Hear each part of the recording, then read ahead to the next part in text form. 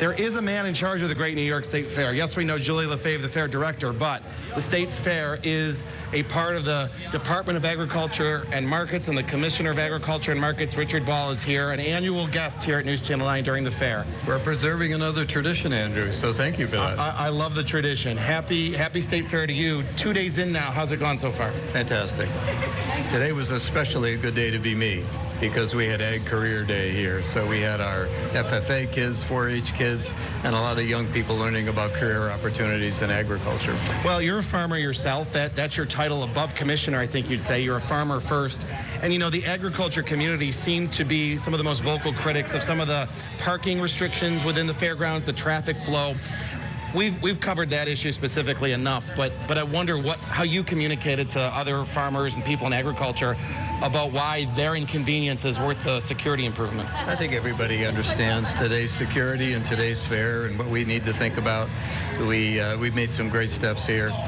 I got to tell you, everybody I've seen, I've walked through the dairy barn. This is a record number of Holstein cows we have in the barn this year, record number of young people showing animals this year, and everybody understands, I think, what's needed today. Well, let's talk about what today is, and that's Agricultural Career Day. What for people that maybe are outside the industry, what is that mission at day 2 of the fair? Well, you know, the opportunity to connect the dots. That's always been a saying of ours at the department. You know, we have one of the greatest agricultural communities in the United States of America. We rank in the top 10 over 30 commodities. But a lot of our people, 3, 4, 5 generations removed from ag, don't know that. So anytime we can connect dots, and if we can plant a seed in a young person's mind about an idea, not just in agriculture to be a farmer, but the idea of being part of a food system, whether it's research, genetics, technology, you know, breeding, food, culinary arts, logistics, those are all parts of the food system.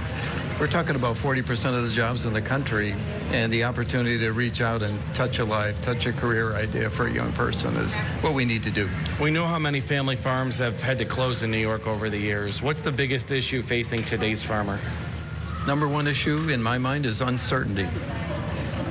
We're not sure what's going on in the world today. We're not sure what's happening with our neighbors to the north, Canada and Mexico. We're not sure about our trade opportunities. What's a farmer going to plant this year? How excited do they get about the future? So I think what we need in New York is certainty. And I think, you know, I get to go to Washington pretty often.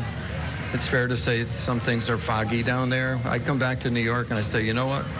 I'm glad to be farming in New York. I wouldn't want to farm anywhere else, because I know that our policies and our thinking and our support for agriculture is not going to change. We're going to stay true to that.